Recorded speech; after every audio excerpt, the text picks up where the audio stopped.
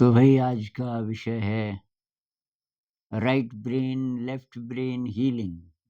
ये किसी ने पूछा है। Right brain left brain healing. तो हीलिंग का मतलब है कि कुछ गड़बड़ है। अभी जो जिस प्रकार की दुनिया है, जिस प्रकार का समाज है पूरी दुनिया में, तो लेफ्ट ब्रेन और राइट ब्रेन के बीच जो सही संबंध है वो शायद थोड़ा गड़बड़ा गया। तो ये पहले आप इस चित्र को देखिए, ये वाला। अ, ये बहुत पुराना चाइनीज़ सिंबल है और इसमें एक सर्कल है। ये जो सर्कल है, ये बना है 2 मछलियों से। एक काली मछली है, एक सफ़ेद मछली है।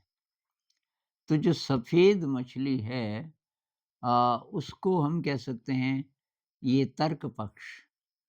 तर्क से जब हम काम लेते हैं, रीज़निंग, लॉजिक, वो इसका डिपार्टमेंट है। और ये है कला पक्ष।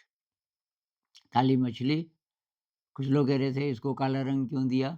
भई ये रंग से मत लीजिए, 2 मछलियाँ बनाई हुई हैं। वैसे रंग का भी मीनिंग है पर गलत मीनिंग नहीं जो आप सोच रहे हो। उसका मीनिंग मैं बताऊँगा। तो ये कला पक्ष के लिए, इमोशनल पक्ष के लिए है और ये जो है, ये रैशनल पक्ष के लिए है।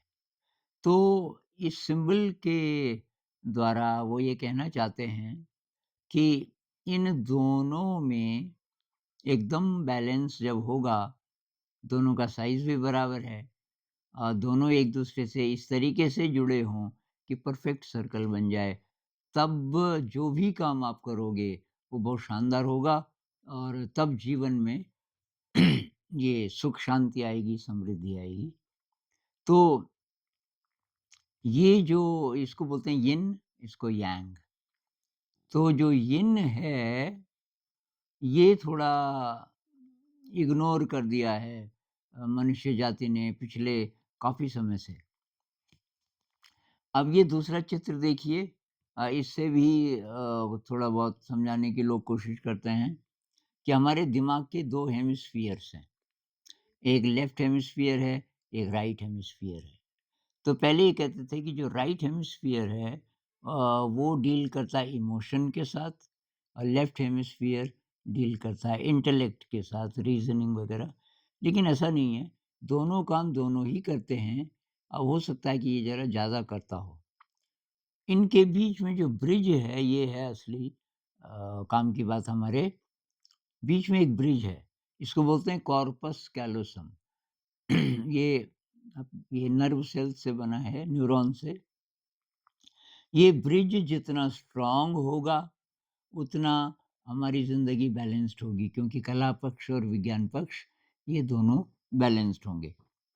तो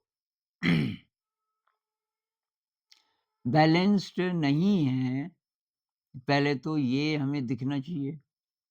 अब हर जगह ले लो आप, पढ़ाई-लिखाई में ले लो, ये जो सिलेबस है स्कूल का, ये छोटी कक्षाओं में क्या पता कोई ध्यान देते भी हों, लेकिन जो मार्कशीट है, तो उसमें ये प्रायोरिटी नहीं होती कला, डांस पेंटिंग ये क्राफ्ट्स, इसमें कितने नंबर आए, कितने नहीं आए, उतनी बड़ी बात नहीं मानी जाती जितनी कि इन विषयों में मतलब अच्छी दक्षता होनी चाहिए। आपका हिंदी, इंग्लिश, मैथ, साइंस और हायर क्लासेस में अगर आप चले जाओ कॉम्पिटिटिव एग्ज़ाम में देखिए क्या पूछते हैं। तो ये सारे के सारे तर्क पक्ष से रिलेटेड हैं। इंटेलेक्ट से रिलेटेड हैं, इमोशन वाली चीज़ उसमें नहीं है। आईएएस में आर्ट होती है कभी या म्यूज़िक या डांस, जैसे कि ये ज़रूरी है ही नहीं। तो ये जो अभी हमारा जो विज्ञान है, विज्ञान ने जो-जो चीज़ें दी हैं और जो समझ बनाई है, वो रीज़न डोमिनेंट है। मतलब तर्क पक्ष बहुत ज़्यादा प्रबल है और जो इमोशनल वाला जो पक्ष है, वो थोड़ा गौण हो गया और इसलिए क्रिएटिविटी बहुत कम है। बात ये है कि ये सब चीज़ें एक साथ हैं। जो इंसान क्रिएटिव है, तो खुश रहने की उस ज़्यादा संभावना उसमें है और जो क्रिएटिव है, वो है जिसका कॉर्पस कैलोसम स्ट्रॉन्ग है। लेफ्ट ब्रेन और राइट ब्रेन के बीच अच्छा सामंजस्य है। तो अभी ज़रूरत है थोड़ा राइट ब्रेन को नॉरिश करने की, ये इमोशन वाला। तो जो इमोशन वाला पक्ष है हमारा, वो इमोशन कह लो, आर्ट कह लो, ये बहुत पुराना है। कहते हैं कि 60,000 साल पुरानी भी पेंटिंग्स मिली केव्स में, गुफाओं में। उस समय के जो उसके आप कहीं पढ़ोगे तो दिख भी जाएँगे, वो चित्र दिखाते हैं। गुफाओं पे अभी 60,000 साल पहले कार्बन डेटिंग से पता चला, तो कलाकार इंसान पहले होता है। जो और ये जो विज्ञान पक्ष से जुड़ी चीज़ें आई जैसे भाषा, तो बहुत बाद में, करीब 40,000 साल के आसपास, 40,000 साल पहले इंसान ने कि धनुष बाण बनाना सीखा और वो ही टाइम था कि ब्रेन का एक हिस्सा बहुत तेज होने लगा। तभी वो धनुष बाण भी बना पाया और तब ये स्पीच आई, पहले बोलने की और लिखने की बहुत बाद में आई। तो कहते हैं कि लिखना तो इंसान ने बहुत बाद में सीखा। उसका इतिहास शायद 8-10 हज़ार पुराना भी नहीं है, उससे भी बाद में।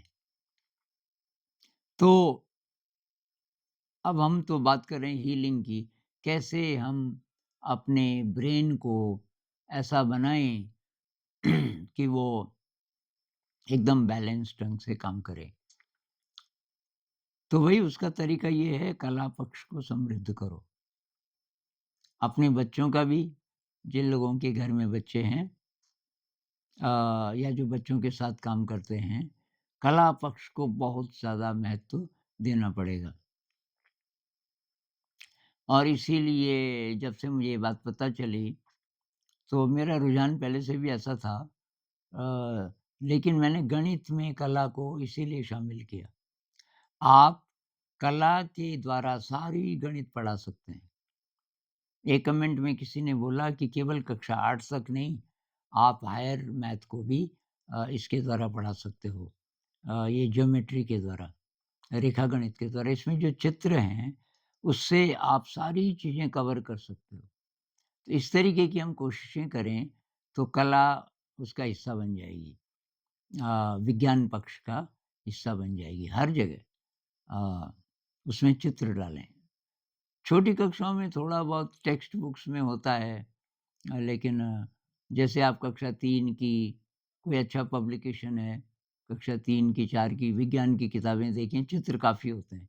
जैसे पानी के बारे में वो बता रहे हैं, तो उसमें वो जल चक्र का चित्र होता है, फिर बादल का, नदियों का, ये चित्र काफ़ी होते हैं।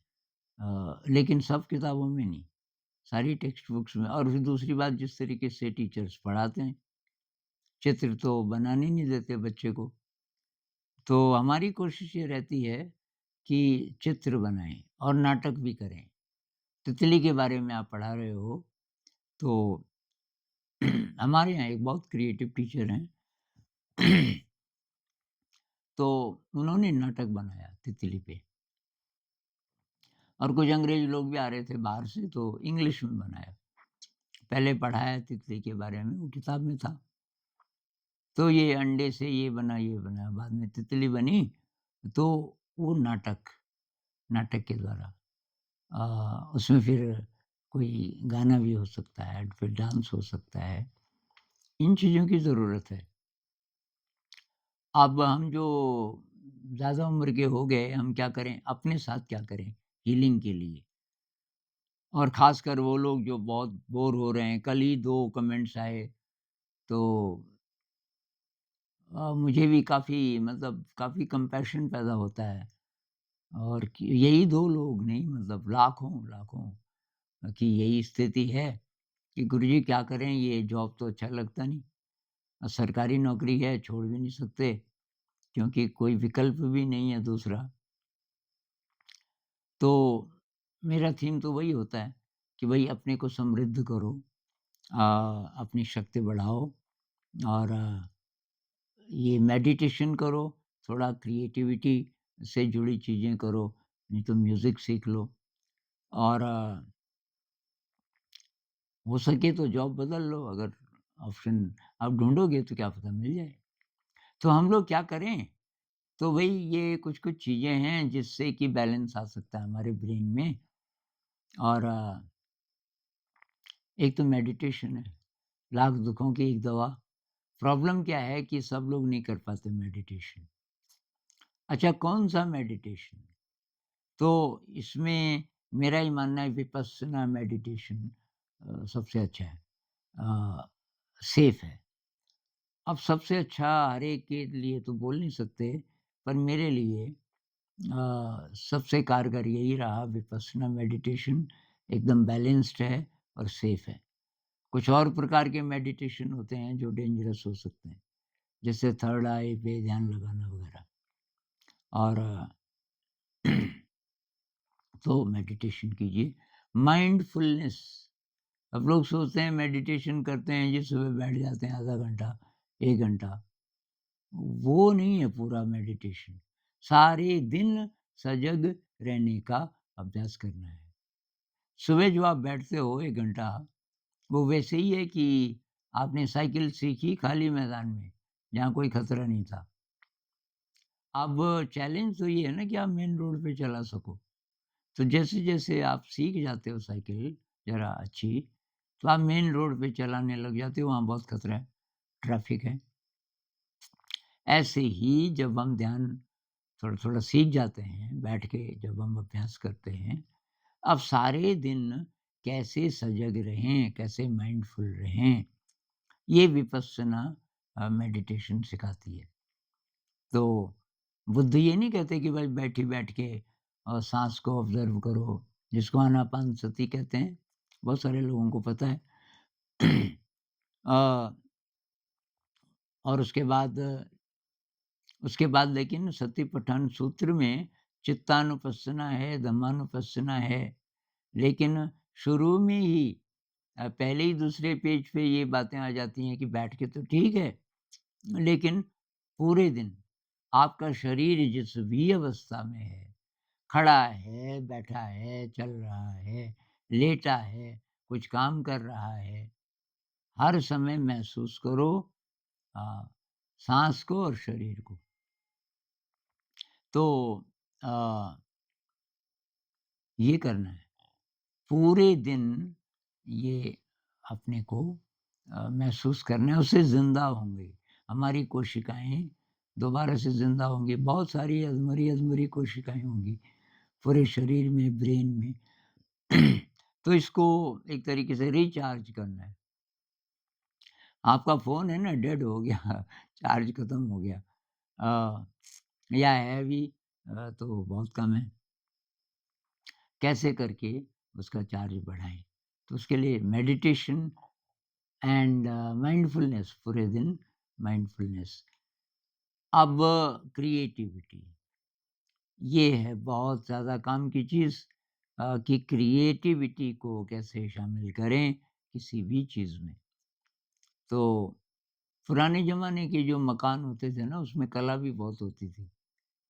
हर चीज़ में जैसे कोई कारपेंटर है, वो हैंडल बना रहा है किसी औज़ार का, तो उसमें कोई न कोई आर्ट भी होती थी उस ज़माने में। अब धीरे-धीरे आर्ट गायब होती जा रही है, हर जगह से। तो हम उसकी शुरुआत कर सकते हैं, आर्ट। तो हर चीज़ में जितनी चीज़ें हैं हमारे आस-पास जिनको हम यूज़ करते हैं और जितने एक्शंस पूरे दिन में, तो उसमें थोड़ा कला जो कई लोग जैसे घर है तो उसमें गमले रख देते हैं फूलों के इत्यादि अगर जगह है तो। तो ये ये एक तरीके से आर्ट का समावेश है अ, विज्ञान पक्ष के साथ। ये हमें करना चाहिए क्रिएटिविटी।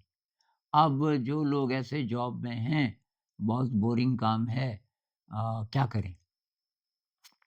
तो भई वहाँ एक तो अगर आप माइंडफुलनेस का अभ्यास करते हो, तो आपको थोड़ा-थोड़ा अपना शरीर महसूस हो रहा होगा। अब कुर्सी पे बैठे हैं, अब बोरिंग हिसाब-किताब का काम है, जो भी है वो कर रहे हैं मान लीजिए। ये बैठने वाला शायद सबसे ज़्यादा बोरिंग है। कोई दूसरा काम है किसी का, मान लीजिए कोई फैक्ट्री में है और ये पेटियाँ यहाँ से वहाँ ले जानी है, तो ये काम उतना खराब नहीं है, क्योंकि इसमें फिज़िकल एक्सरसाइज़ भी हो रही है। अब दिमाग में हो सकता है कि ये घटिया काम है, वो अलग बात है, वो तो आपको अपना बदलना पड़ेगा नज़रिया। वो आसान है फिज़िकल, लेकिन ये जो मेंटल इस प्रकार का काम है, हिसाब-किताब से रिलेटेड, अगर आपको हिसाब-किताब पसंद नहीं है वगैरह, तो उसमें माइंडफुलनेस बहुत मदद करेगा। आपको अपना शरीर महसूस होता रहे या साँस महसूस होती रहे। इससे साथ-साथ आप एनर्जी बढ़ा भी रहे हो अपनी। जितनी एनर्जी खप रही है वहाँ, उतना बढ़ा भी रहे हो।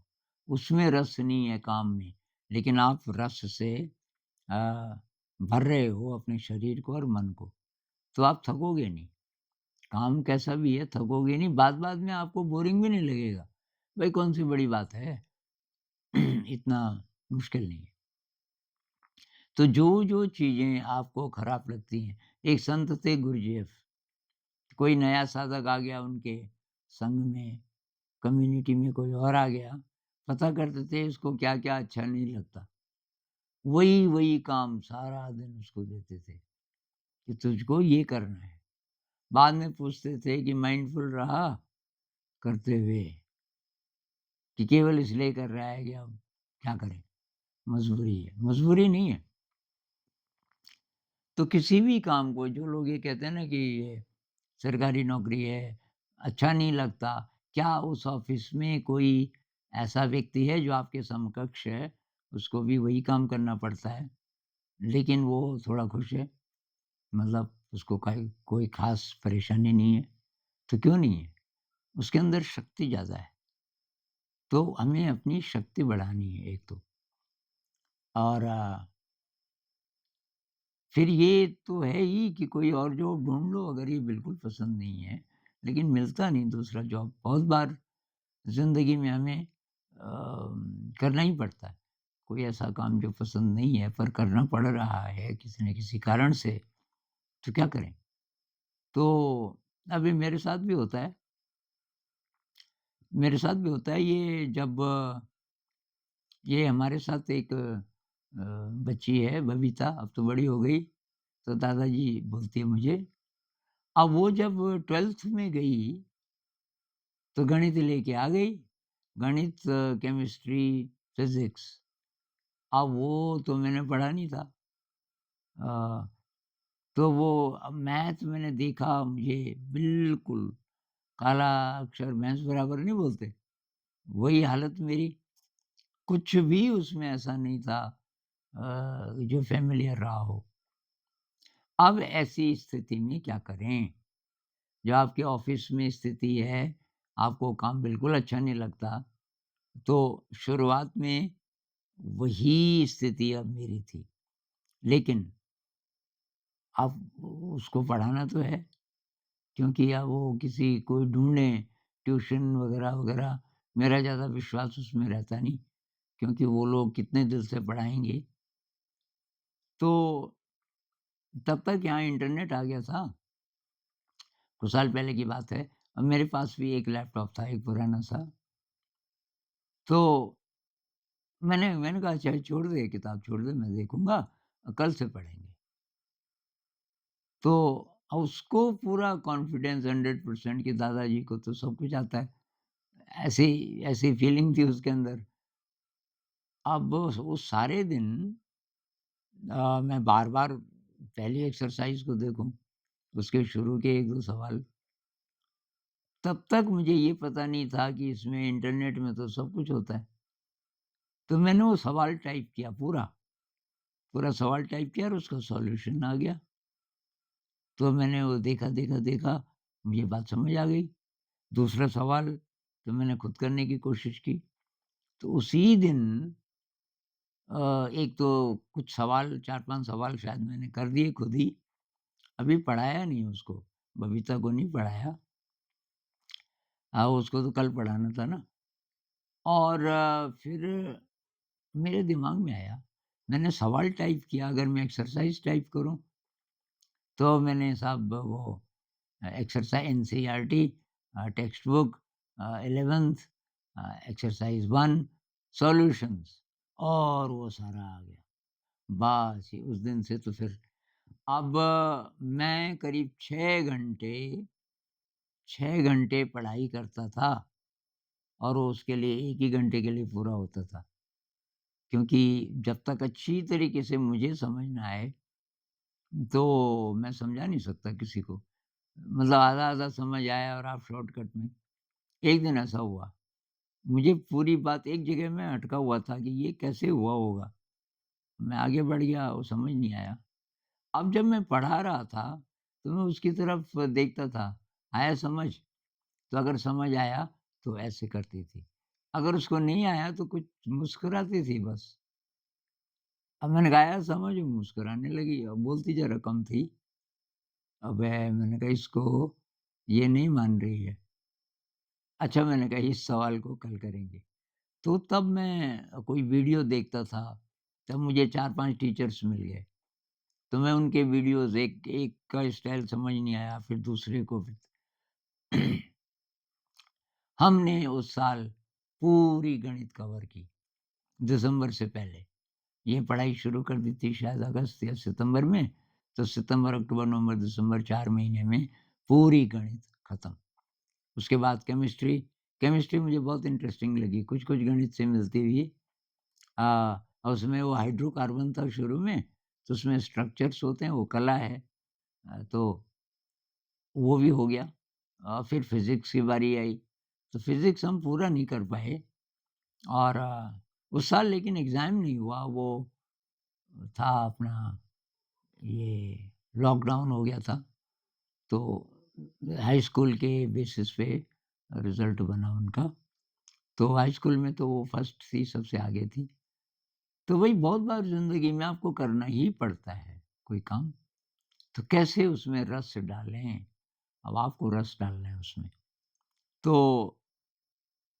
ये जो सूक्ष्म शक्तियाँ हैं ना इंसान की, जिसमें संकल्प है, ठान लिया कि ये करना है।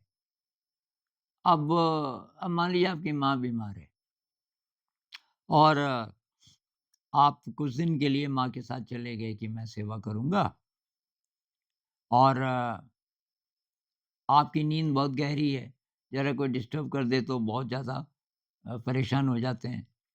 अब माँ कई बार जगाती है रात को, माँ को बाथरूम ले जाना पड़ता है, बार-बार ऐसी कोई बीमारी है और कोई दवाई का टाइम है रात का। कभी पानी माँगती है, तो आप बार-बार अब उठना पड़ेगा ना, अपने शरीर को एडजस्ट करना पड़ेगा, दिन में भी कुछ छोटे-छोटे नैप्स लेने पड़ेंगे। वहाँ कैसे हमारे अंदर शक्ति आ जाती है? माँ की देखभाल करने के लिए नींद भी डिस्टर्ब हो रही बार-बार, वो शक्ति कहाँ से आती है? वो प्रेम कहाँ से आता है? क्योंकि आप जब खुद ही आए और देखभाल भी कर रहे हो तो अनिच्छा से नहीं कर रहे। माँ के लिए कुछ है, प्यार है तभी तो कर रहे। तो वही हर काम के लिए थोड़ा बहुत पैदा किया जा सकता है, उसकी ज़रूरत है।